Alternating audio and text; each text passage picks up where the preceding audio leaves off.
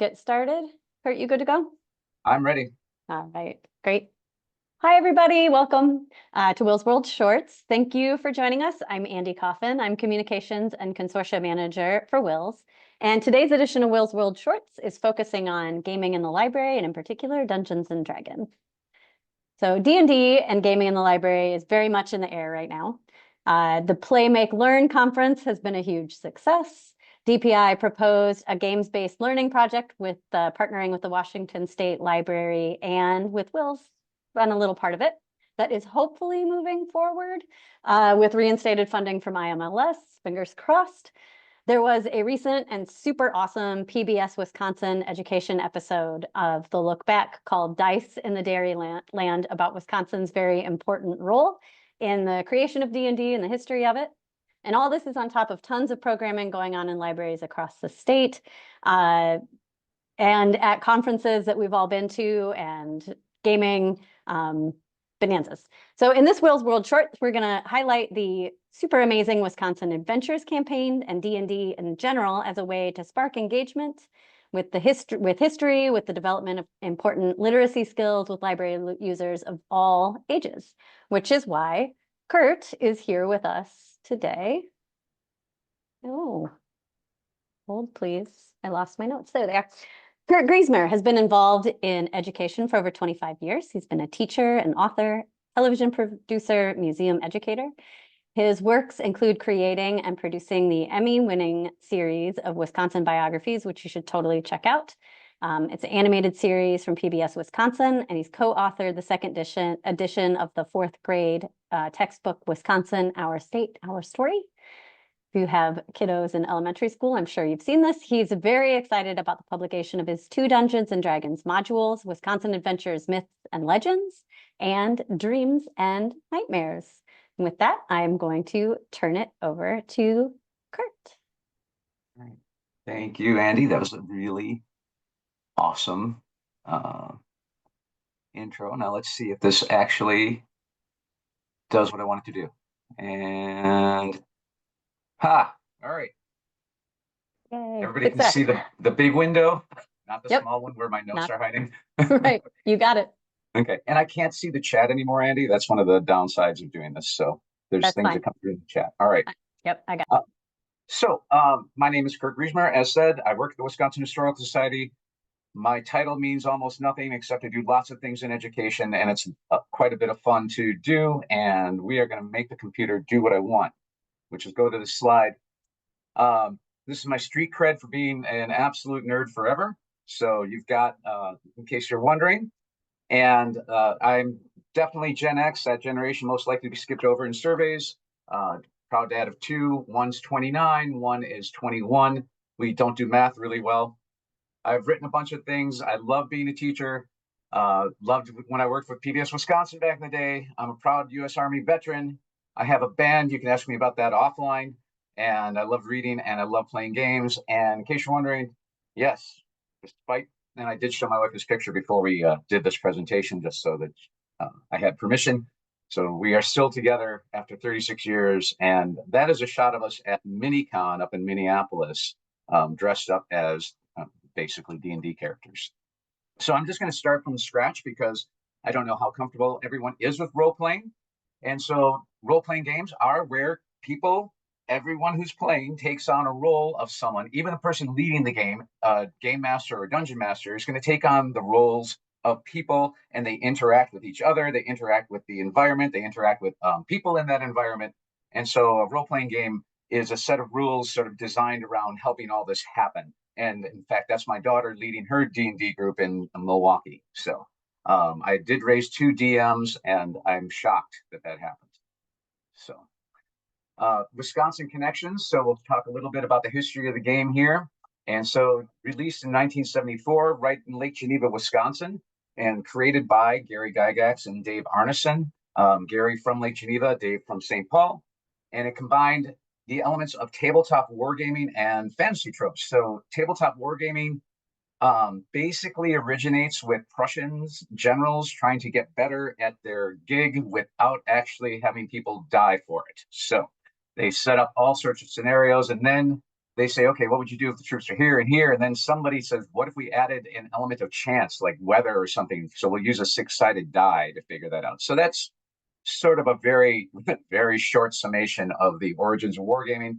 And then Dave and Gary were both huge into this. So, buying the miniatures, painting them, putting them out on battlefields with all the rules and fun of the referee and all that sort of thing. And then Gary and Dave were both into the fictional works, right? The Lovecraft, the Tolkien, all the things that make up sort of the fantasy world as we know it at the time. So here's Gary, and Gary meets Dave in 1969 at Gen Con 2. Gen Con 1 was also at the same spot in Lake Geneva, Horticultural Hall. And Gary funded the first one with his own money, and they made just enough to have another one. So that was kind of great. He didn't have to sort of fork over his own cash for the second one. Created Chainmail, which is the game. So he took the wargaming rules that everyone was using. And since, it's 71, there's no internet or anything like that. Rules and games and ideas all went through newsletters and mail, right? So there's bulletins, there's all sorts of things going back and forth. And Gary puts out these rules for how to incorporate fantasy. So he's like, well, what if instead of having, the Battle of Waterloo, we had the Battle of Five Armies from the Lord of the Rings, right? So that is sort of the idea that Gary incorporates. Like, here's some stats for how you might use elves in the game and orcs and things like that. So he's credited with being the first person to incorporate fantasy rules into wargaming, and he also puts in some leader type rules. I'm not sure if that's in the first edition of Chainmail or a little later, but where you can be like the Gandalf or the Aragorn leading the troops. So in 72, he and Dave Arneson and Mike Carr team up to make a game called Don't Give Up the Ship, which is Napoleonic ship battles. And that does well enough that when Dave says, hey, I've got this cool idea working with your chainmail stuff, which I'll talk about when I get to the next slide, that he decides to work with Dave Arneson, and they released Dungeons and Dragons together in 1974. So, and 3 years later, Gary releases Advanced Dungeons and Dragons and writes Dave out of the game. A little bit more on that later. So this is Dave Arneson. Dave lives in St. Paul, Minnesota, and he creates Blackmore using the chainmail rules. He's like, oh, those are cool. And they played chainmail for a while. And because, again, it's all sort of like, how can we adapt these rules to what we want to do? Dave says, well, what if all the bad guys are in a castle? And it's a huge castle called Blackmore. And they're like, oh, that's cool. So try that. And they said, okay, well, what if one side played the heroes, one side played the monsters? And I go, that's cool. And then nobody at his table wanted to play the monsters anymore. So Dave's like, okay, I'll just play all the monsters. And then Dave becomes the world's first dungeon master. So his players are the first ones that kind of wander through in a scenario doing heroic things. So that's in 72. And then again, he meets up with Mike and Gary, and they create Don't Give Up the Ship. And then he's written out the credits for Advanced Dungeons and Dragons in 77. And it's not through any, Gary and Dave didn't work well together. That's just sort of known.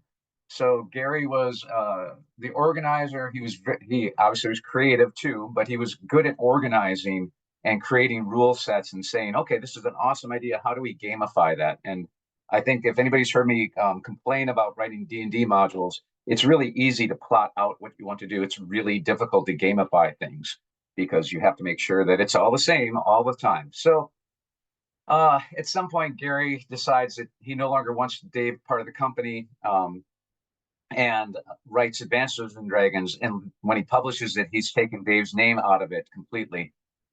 Dave sues in 1982, or sues not quite immediately, but he wins partial credit back in 82 because a judge says, I think D&D and Advanced D&D are the same game for the most part, and you can't just cut him out of the entire thing. So, but Dave's never included in any of the second edition things, any of the Advanced Dungeons and Dragons things, which are sort of the iconic pieces that I'll show you later on, that become the hardcover books, that become the mainstay of the game. So Dave's name continues to remain on the basic set, which is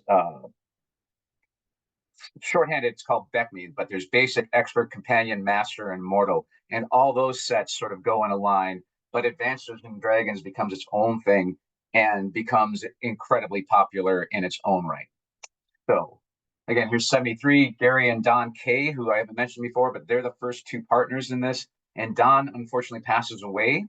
And his widow wants nothing to do with the company that Don has invested thousands and thousands of dollars in, and kicks Gary out of the house. And Gary has to then create the rest of D&D with Dave's work together in Gary's basement. And so that's the first place it was published.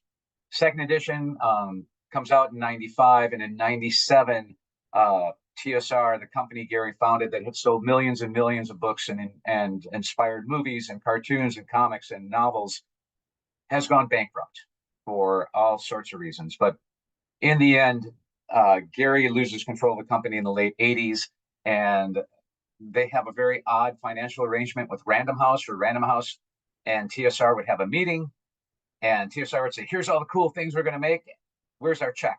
And Random House would cut them a check, and TSR would make whatever amount of the cool things and send them. And then Random House would ask for money back on things that didn't sell. And anyway, it all collapsed under its own weight. And eventually TSR is acquired by Wizards of the Coast. However, in the 80s, D&D goes absolutely through the roof with something called the Satanic Panic, which, just to sum up very briefly, a young man who is troubled disappears, kind of just goes off the grid, we'd say today. And a detective who wants to make a name for himself finds out this young man played D&D, and he immediately says, oh my gosh, he's obviously reliving a D&D campaign in his mind, and he's in trouble. None of that was true, but it was sensationalized. Satan worshiping was brought up, and people started burning books, which, as we know, is very, very forward thinking.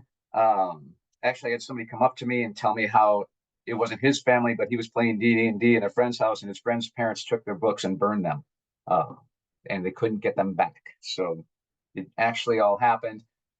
And there were movies. Tom Hanks starred in Mazes and Monsters based on this particular thing. A very young Tom Hanks, if you'd like to see what he looked like when he was about 22 or so. Now the game has completely grown. There's 3D printing, which is lots of fun. Digitization. You can play online during the pandemic. Growth of online play. I interviewed the Roll20 folks, and which is a online tabletop place where you can play all sorts of games, but D&D being one of them. And they said they could see the growth of the pandemic by the number of signups in different countries around the world to play D&D online and virtually. So the Wisconsin Historical Society, we are involved in a collecting project, and that project is ongoing. And we are not, these are the advanced books I was talking about. So there's the imagery that people said was satanic. You've got an effigy there on the player's handbook, a statue, and you've got an ifrit. Both of them are ifrit. One's, of course, a statue, but that's what they said was the satanic modeling. There's, of course, monsters and demons and stuff involved in the game. So it was pretty easy to pick and choose things to say this is a terrible thing. I was playing in the 80s. My parents asked me if I was playing that devil game, and I said yes, and they kind of shrugged and walked away. So I think they were happy I was in the basement for 10 hours on a Sunday and not getting up to any actual trouble. That's a 7th edition box we have there. First editions wood grain boxes go for around $30,000. If you have one you'd like to donate, the society would really, that'd be great. I'll just wait to see if anybody volunteers. No? Okay. So on the other hand, we are collecting the things, but we're actually really interested in the stories, because Dungeons and Dragons is inherently a super social game. You don't sit, it's not a video game that you're just playing by yourself like Pac-Man, right? It's played with others, and you do this creative work through, which we'll get to in a minute. These dice, so that, first of all, that little yellow guy is the inspiration for the rust monster. And so the first monsters that were created for D&D are actually from those bag of monsters you could get. Now we have those tubes of stuff, tubes of knights, tubes of monsters. Back when I was a kid, there were bags of these weird critters. And so Gary and his crew had these and created monsters based on them. And these dice are incredibly special. There was an article a couple of years back, I think it was in the Atlantic, called D&D on Death Row. And it was basically about inmates on death row and other inmates in federal prisons who used D&D as the only sort of outlet for themselves, right? To kind of connect with other people. And Dave Driscoll, our curator, reached out to the reporter, and through that reporter managed to get these dice, which are made out of rice paper and ink, because dice are contraband in federal prisons, and so they can't have them. They can't have the actual dice. So, all right. So I give this presentation a lot to teachers, so I apologize if this sound gets a little wonky in education speak. And I've been talking with Chris actually about how to develop this better for librarians. So I'm certainly willing to, I'd love your feedback at the end for how to tailor this better for libraries as we go on. So what I'll talk about though is why education did this and what it means to us, like the Wisconsin Historical Society. Yes, we celebrated like everybody else did the 50th anniversary, but we didn't have to put out a module. We certainly didn't have to put out a second one. But there's a lot of strengths that come in when you're working with role-playing games in general. So my take on this is that storytelling is and has been the primary means of transmitting learning throughout human history. I don't think I mean, you can argue with it. It's fine. I'm willing to listen to arguments, of course, of all types. But, for as long as people have had language, and maybe even before, just pointing at things and saying, we've been telling stories mostly to keep ourselves alive, right? Oral histories, grim fairy tales, religious stories and traditions, survival skills. A lot of that was simply trying to keep people from, wandering in the woods. Don't let your children wander in the woods at night. They'll get eaten by wolves, right? Maybe you shouldn't go talk to the stranger who's offering you the candy, because the candy might not be all that the stranger is offering. So grim fairy tales were grim for a reason. The real ones were incredibly grim. And then you end up with, in fact, even in our religious texts, a lot of those were survival skills, right? Don't eat raw shellfish seems like a really good idea even today. So there's all sorts of things that go into storytelling, and it's been going on for, tens of thousands of years. Role-playing games then build on this by having this interactive environment, right? Where between the narrator and the people playing, and the narrator in this case would be a game master or dungeon master, and then all the other folks in the game are players. And the skills that kids pick up, and that I picked up, that are just inherent in playing. You have to read for information in these games, right? In order to understand how the game mechanics work, there's a lot of reading involved. So reading of nonfiction, creating narratives, right? Having kids that don't think they're storytellers suddenly have an entire background for who their character is and why they do the things they do. It's phenomenal. Public speaking, I definitely learned how to speak up in public from playing D&D. Empathy, right? My group was not particularly empathetic. We had a bunch of rules lawyers, and I wish we hadn't, but we did. But my older groups from past teenage years were incredibly empathetic. We always talked, what do you want to do? How can we do that? That was terrible. What a terrible role. Things like that happen all the time. And then, of course, group dynamics, right? Almost always in a group like this, you have to have a party leader, someone who's going to sort of coalesce and say, okay, this is what we're doing. And that party leader then learns a whole lot about how to herd cats in the end, right? Because everybody wants to do a thing, everybody wants to do something different. DMs have to learn the same skills, right, to manage all these players that are doing all these different things. So all these things are hard and soft skills that educators need to have in their classrooms anyway. And, I can't think of much more fun than doing it through gaming, right, of one kind or another. And so I'm a backwards design person. So when I think about how these things work, I think about the questions that go into it. So how do role-playing games help to build interpersonal relationships, empathy, and other positive social constructs? How does interactive storytelling differ from conventional storytelling? How can informal learning environments contribute to the foundation of hard skills? So libraries are both formal and informal learning environments, depending on what's happening at the time. My simplified assessment of that is that sometimes if it's a formal learning environment like a school or any sort of piece like that, there's an assessment at the end. What did you learn? And you have to prove that you learned it, right? And an informal learning environment can be anything that doesn't necessarily get assessed in that way for a grade. You're still going to be able to reiterate what you've learned, but it could be from a museum, it could be from a library, it could be from a group. So that's what I'm talking about when I say formal and informal learning environments. And then how do role-playing games facilitate equity and diversity and representation? And if you followed along with role-playing games for any number of years, you've seen the changes in representation in the art. You've seen the changes in representation in how pieces are written. So, and companies are companies. They move a couple steps forward, then they hit themselves right in the face, and they move a couple steps backwards. But in general, Wizards of the Coast in particular, and I can't speak up for all the companies because I'm not that person, but Wizards of the Coast in particular has been making efforts probably before the 2000s, but absolutely since the early 2000s at being better about representation and equity and diversity, just showing the people who are playing, you know, that's who plays the game. They should be included in the work itself.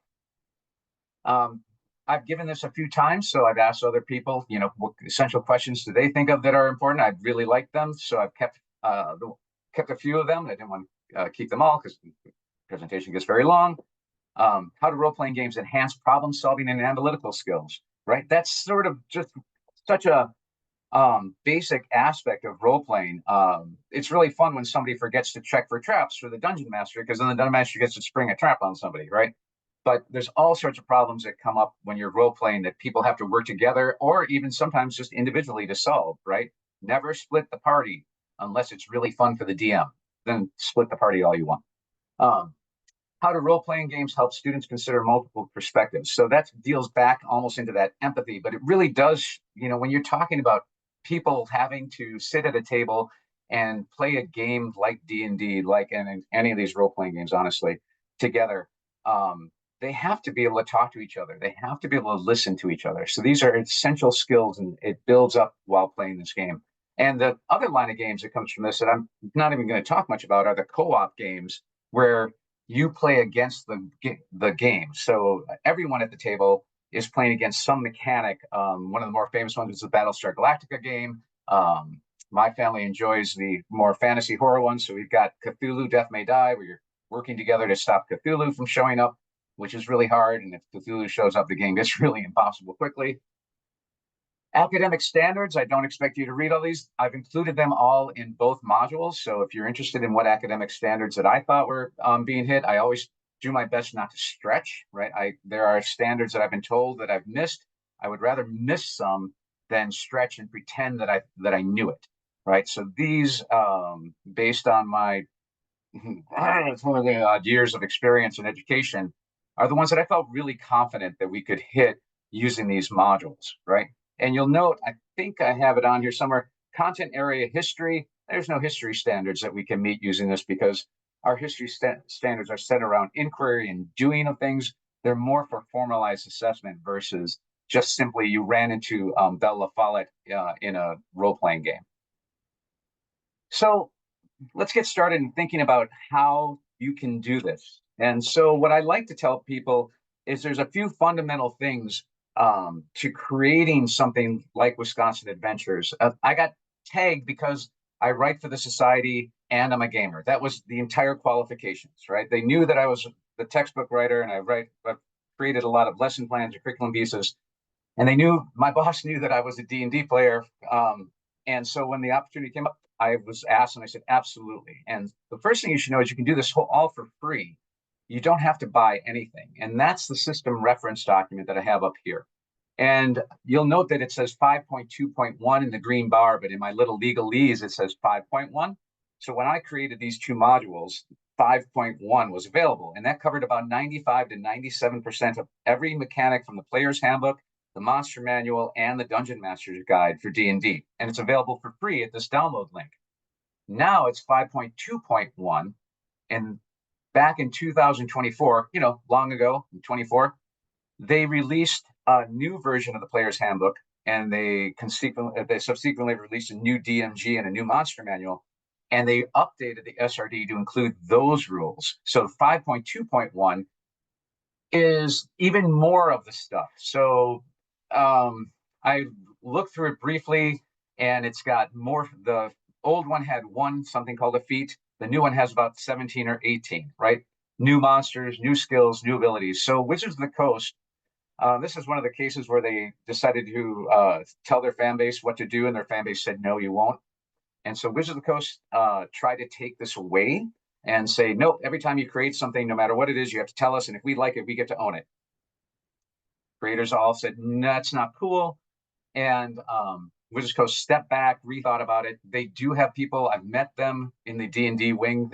It's Hasbro, who owns Wizards of the Coast, who owns D&D, TSR. And I've met the D&D folks. They love the game, and they step back and said, nope, shouldn't do that. What we're going to do instead is put this into Creative Commons forever. So it's in Creative Commons. It's all the rules you need to play, all the rules you need to create things, all the rules you need to find monsters. There's only a few things they reserve for themselves.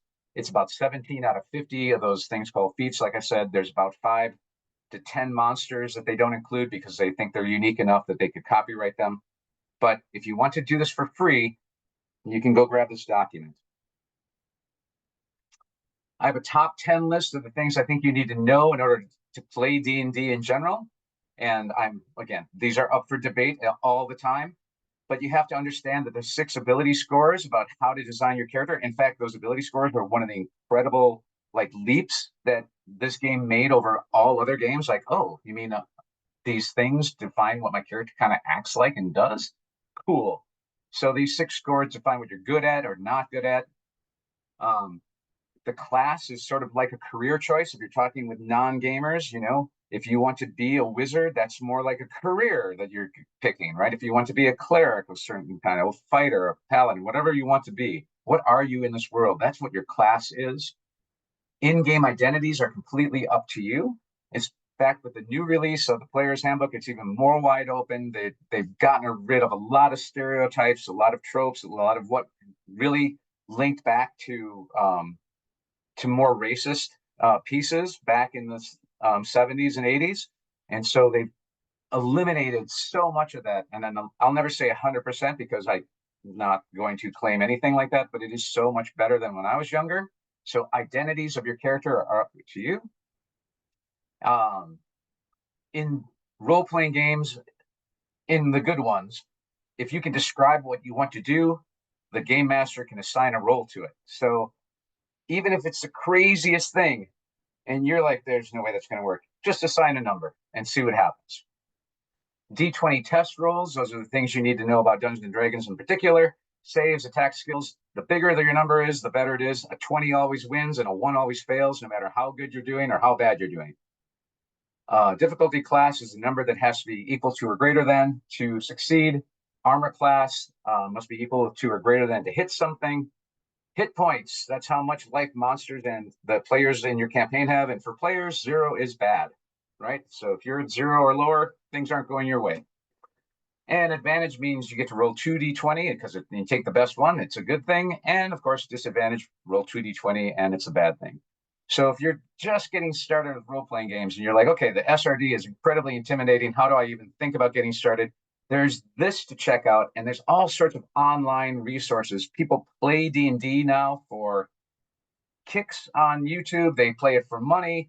Critical Role is the only one I can name. Oh, no, I can Native D&D and D&D is another one that is out there. A bunch of great comedians playing D&D for entertainment purposes for you, but they also, it's a great way to sort of, oh, that's how the interaction works. Oh, that's when they have to roll dice. There's all sorts of ways to learn how to play this game.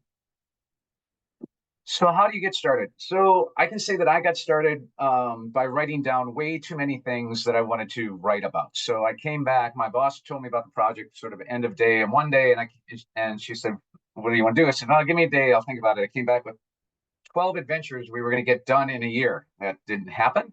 So I picked the top 3 that I wanted to do and went with them. And here, of course, is the Hodag. So in the center of the first module is the hunt for the Hodag of Rhinelander fame.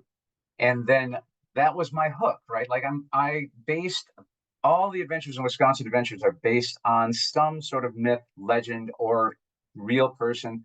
If you've seen the second module, the cover has the circus involved and flying horses and all sorts of things. So everything has a kernel of truth. So it's all rooted. So if you know about the Hodag mythology in Wisconsin and you know the history of the hodag, the history of the hodag being a money-making scam by a couple of loggers, the idea most likely based on indigenous storytelling about water serpents, but they took it, the loggers took it and said, well, how can we make a buck off of this? Um, Something kind of similar happens in the module that is related to, but not exactly that story, right? So looking into what you want to do, right? Do you want to teach them something? Do you just have this cool idea? Do you have a cool location, right? When I talk about this in person, I even have it right here.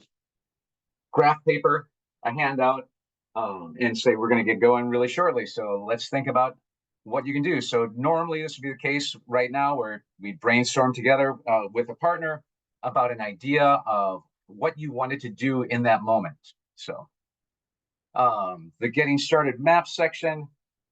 This is showing you what a great artist I am. So on the graph paper was my sketch of what I wanted to have for the Knoll Keep in the Wisconsin Adventures 1 Myths and Legends. And on the right, I used a program called Incarnate to develop that map into something that resembled a professional experience for players. And Incarnate is the company I use. There are others out there. But what I found that I like about Incarnate, now that I've gotten better at it, you can make all sorts of cool adjustments to everything that they give you. So it's sort of like having a Photoshop I can understand, right? Which is kind of great. The other thing is the professional license to use Incarnate in any kind of work is $25 a year. And so the society does not have a license for Incarnate. I have a personal license for it because I use it. And I was like, I'm so happy I discovered this during the course of this to make my own maps. And it's just lots of fun. So you can see it goes from the sketch, the little hashtags at building number 6 turned into bunk beds in the Incarnate. So it was really fun to do. But starting with your graph paper, you can even keep it with that if you want to. You don't have to get all fancy. So common scales used in D&D, indoor, most squares are 5-foot squares. Outdoors, they could be 10 feet or more. We used to use hexes in outdoor D&D. I haven't seen that in a while, so that proves that I'm old. And that map there is the one map we had professionally designed by the designer. And me and about 3 or 4 other D&D nerds from the society got together and said, well, what would be really fun to have in a map of Wisconsin, and including the things that I was going to write about. And if you have both modules and pay really close attention, you will see that Baravu's spelling changes as I learned more over time from the first module to the second, and I had to ask the designer to go back and change the name to fix the map. So mistakes happen.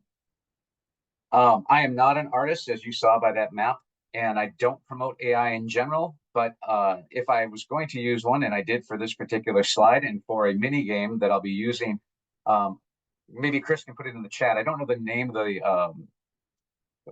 the name of the presentation. I don't know the name of the conference will be at for the presentation, but I'll be running a mini game of D&D at this conference in Wisconsin Rapids, and this is what I use to generate art for it.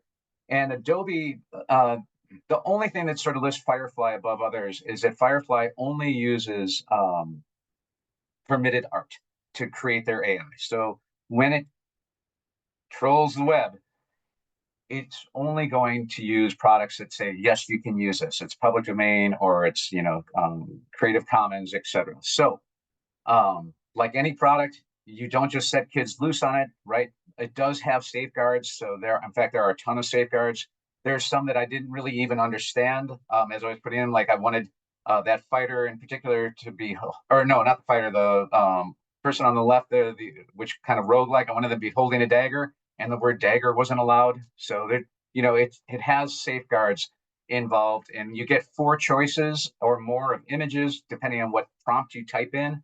And one had blades flying over, one had the proverbial extra arm sticking up from behind its back. So it's still AI, but it is a great place to sort of go and say, I don't draw. I really want kids to be able, and many kids don't draw. I want them to be able to see what their characters look like in their heads. Non-AI, there's a site called Hero Forge, and Hero Forge would be really happy to sell you a miniature or a 3D print of a miniature. But to get to that point, Hero Forge has created an entire design center of minis. You can design hundreds, if not thousands, of iterations of different characters, all the way to this point where you colorize them. And so my favorite part is my boss came up over my shoulder. I have me working in the makerspace downtown. And she's like, "What are you doing?" I said, "Oh, I'm making some minis for my presentation." She goes, "Cool," because I have a great boss. And obviously D&D was some part of my job. But yes, I did get paid to do this. And it was a lot of fun. And like I said, you don't have to buy anything. Hero Forge will let you save it and download it, or you can take a screenshot of your work, whatever you prefer to do. So you can have the people in your D&D club or in your classroom or whatever, they can actually go on and create what their character looks like. Organizing. And again, this probably needs help for libraries. So again, I would love your suggestions on here or putting them in the chat for everybody to see. In general, role-playing groups work best in numbers of 5 or 6 nowadays, although the original instructions for D&D say, please, try to limit your table to no more than 20 players for your first session. And I would cry if I had that many people playing a game of modern Dungeons and Dragons. But back then it was all about wargaming and adapting rules and figuring all this stuff out. So they didn't mind having like a giant table and people standing around and doing all this stuff. Session 0 is something that came out, I think, in 2014, but it might have been a little later. Tasha's Infinite Cauldron, and it describes Session 0. You can also find it online. And Session 0 is basically, let's get together and talk about the game we want to play, right? Are there things that we don't want in our game? In my adult group's game, we don't like child endangerment. So there is none, right? We just, that's an off-limits topic for us. We're also the age where we no longer have Mountain Dew and Doritos, so we at sessions we make sure who's bringing the food and what's it going to be. It better be good. Although we did take a photo of ourselves with Mountain Dew and Doritos because we're nerds. So make sure you have enough time. Sessions can be anything from 1 to 4 hours, and campaigns can take days, weeks, months, or years. I've had campaigns go years. My friend Bruce is in a 40-year continuous campaign that they had a hardcover book with pictures of their group done. So kind of a commitment. It's 2025 now, so it's 2065. You don't have to say you're going to do that right now, but we'll take your names at the end. After school clubs, working with educators. My daughter got into D&D here at home, and then there was a teacher running a D&D club at school. And so, I mean, it all just worked out super well for her. So collaboration with professional educators, it's a good way to, if you don't have sort of another end, you do your librarians, tons of ends with your educators. But it's a great way to get another route of saying, hey, can we work together? Would you like to do this here? Libraries have great spaces for role-playing games. Collaborating with your art teacher. So again, this is geared towards education people in the field. But the collaboration opportunities are sort of as endless as the game, right? If a social studies and an English language arts teacher and a math teacher and a science teacher and an art teacher all want to collaborate, D&D role-playing is a fantastic sort of way to do that, from understanding how to read charts to doing the quick math that comes when you're rolling those dice, to creating the background of your characters, to using some history to like develop the world that you're doing, and of course all the read, write, speak spells, pretty appropriate, speak skills that go into the game itself. And then, of course, have some fun, right? Be the heroes of your story. Libraries in particular, you have a strength here where you can create a book nook.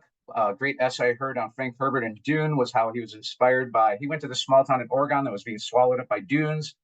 And then he's like, wow, this is amazing. He goes to the library and checks out every book he can on dune formation and deserts and then solar systems and, and eventually Frank is like, writing Dune, and the library in question has a Frank Herbert inspirational book nook of all the books that he looked at that day. And you can do the same thing. Often in the back of these books, there's, what to do now that you know the rules, what do you do? And it gives suggestions for tons of things to read and do and watch and see, all the way down to the ABCs of D&D. So Wizards of the Coast has its own educator resources you can check out. They're much more into the soft skills and sort of, I call it The last time I was there was D&D adjacent things that I don't in particular consider D&D, but are adjacent to the game itself. Other fun things we're doing with this idea, we're running a summer camp. This is our third one, I want to say, second or third, at least second, where we're theming two of the camps around Dungeons and Dragons. And so last year we did the Hunt for the Hodag, and this year it's the Beast of Bray Road. My coworkers Audrey and Adeline came up with this fantastic little news broadsheet that they're going to give out to the kids about things that are happening. We're basing this more on the module than the Beast of Bray Road mythology. I've created a couple of different matching games, one for Tommy Knockers, those little gremlins that lived in the mines of southwestern Wisconsin, and one for the Beast of Bray Road, which deals with, if you pull two werewolves and a villager, the villager gets messily devoured. If you pull two villagers and a silver medallion, well, that's the end of that's great. You've won because the werewolf can't stand that sort of thing. But I'm happy to share those ideas with you too. Gary Gygax Day last year, we had over 700 Hodag hunters go down from the Capitol down to our building, stopping at businesses all along the way to roll dice in an adventure where I had set up these 12 different encounters all the way down. And we had planned for around 200 people, and then turned off the registration at 400 people, and then we had over 700 show up. So it was a fantastic day. The lines were immense, and we're hoping if we do half that well this time, we're going to be doing great. And we've got the Beast of Bray Road on tap for that. So I've set up another 12 encounters, and the difference is this year it's much more interactive between the groups. Last year was sort of go up, get the story, roll the dice, move on. This year it's go up, get the story, decide what to do, much like a good role-playing game. Tell the volunteer, roll the dice, and see what happens. And then who knows who the werewolf is? Could be anybody. Play, Make, Learn, I'll be presenting there. And I almost certain I've got a workshop link piece where we'll be doing this and then running through a very quick scenario called The Cheese Stands Alone, which of course is very Wisconsin focused. So Wisconsin Adventures itself, 3 full adventures, set of standards, historic inspirations, which are very important to me, right? Where did these stories come from? You can get it on our website, and there's my email. I have another email, but that's much easier to spell, education@wisconsinhistory.org. And of course, it's not the end.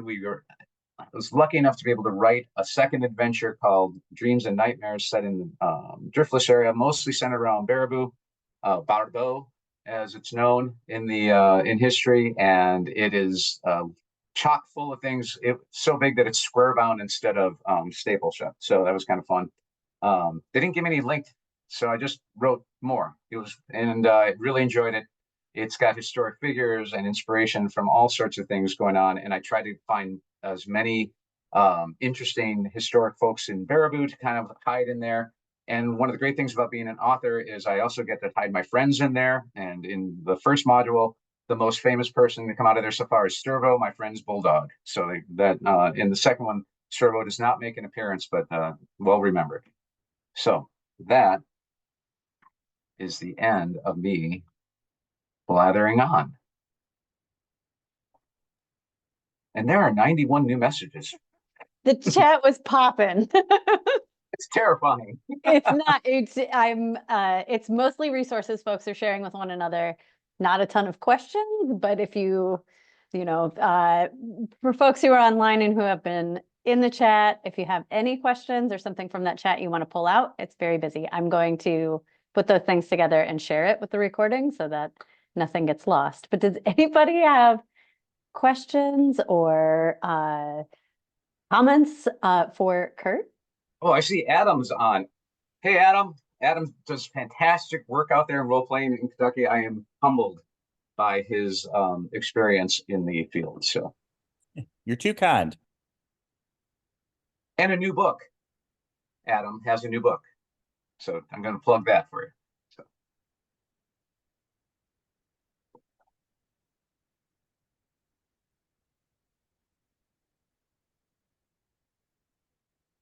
So Chris asks, are there plans for another module in the future? I wrote, because again, plots are fun. I've written the plot for the third module. We are taking a year off, I've been told, 1 year only, so that we can focus my efforts more on the Wisconsin History Center. So if you don't know, our museum on the square, which used to be across from the Veterans Museum in the Capitol, is now a hole in the ground filled with bulldozers and steam shovels and things that kids would look at and go, cool.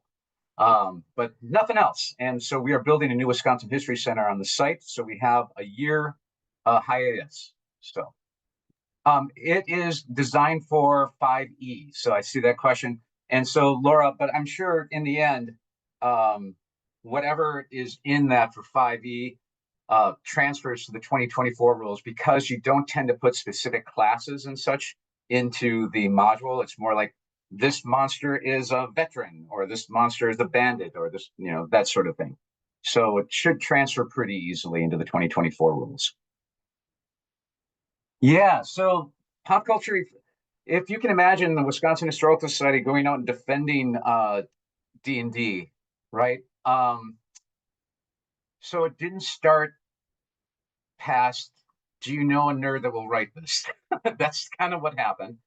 And as people caught on to the influence of D&D, I don't even go into that much, but D&D has inspired every role-playing video game in creation. If you are currently playing Elden Ring, I feel for you because I'm currently playing it. It's one of the hardest video games I've ever played in my life. But if you play Baldur's Gate, if you play anything that has hit points, armor class, anything like that at all, that's all inspired by D&D, right? So millions upon millions of people play. I've been given the distinct honor of being the guest curator and designer of the permanent D&D exhibit in the new Wisconsin History Center.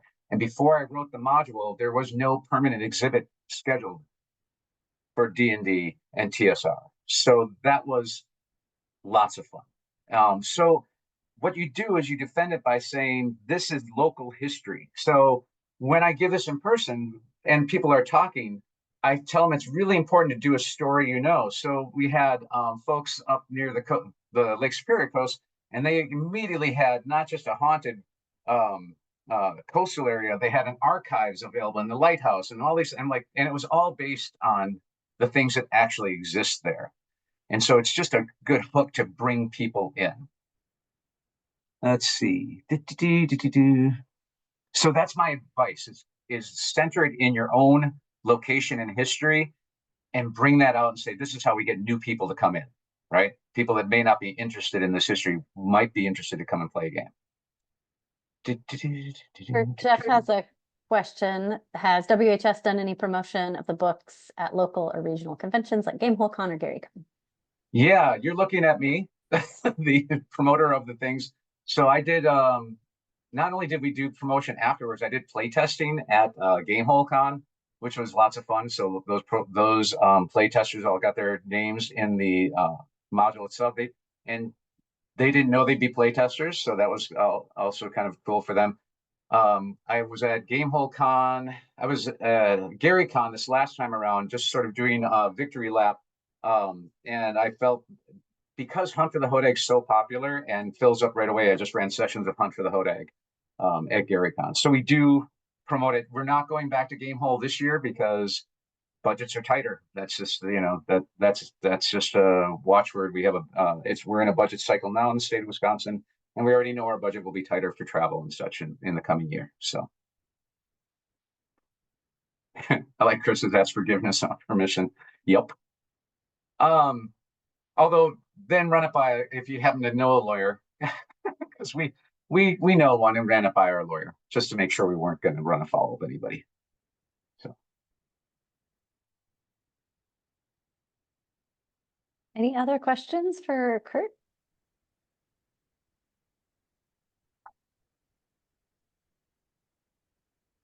I'm really glad that you're enjoying it.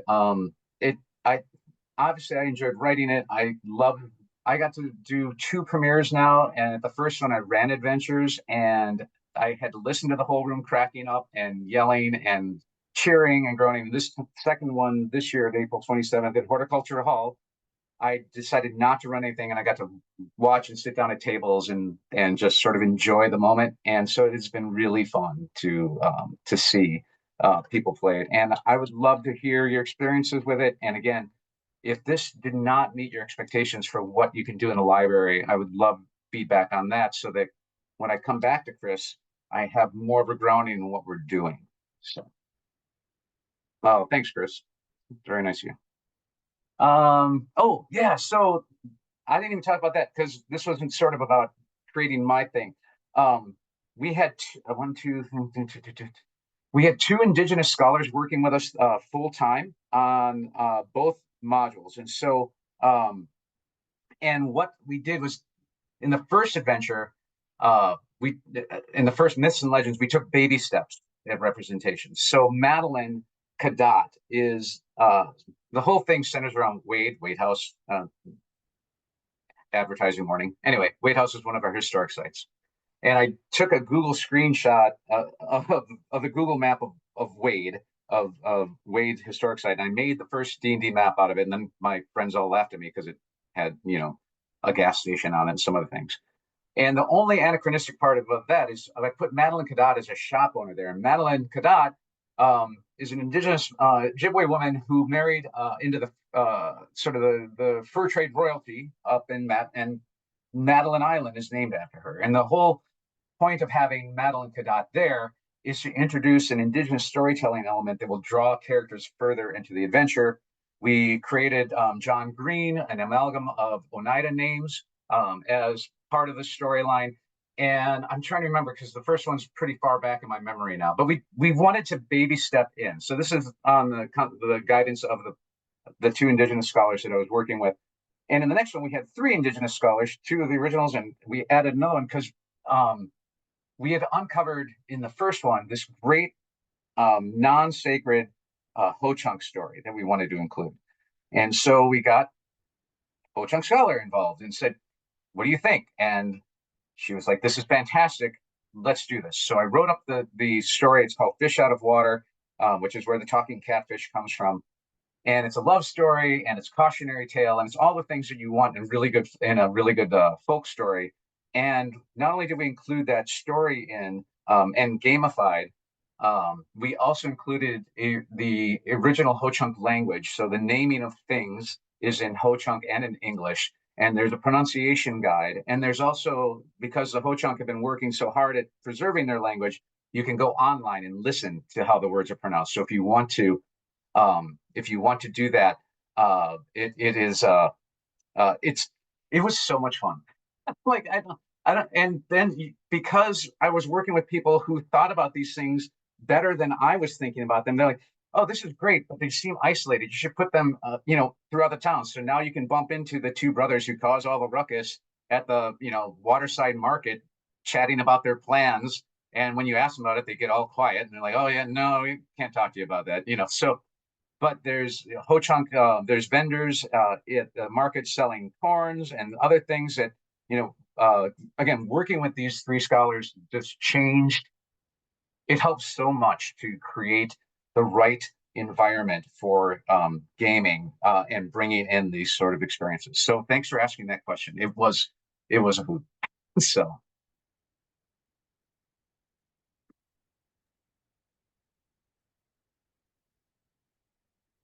Any other questions?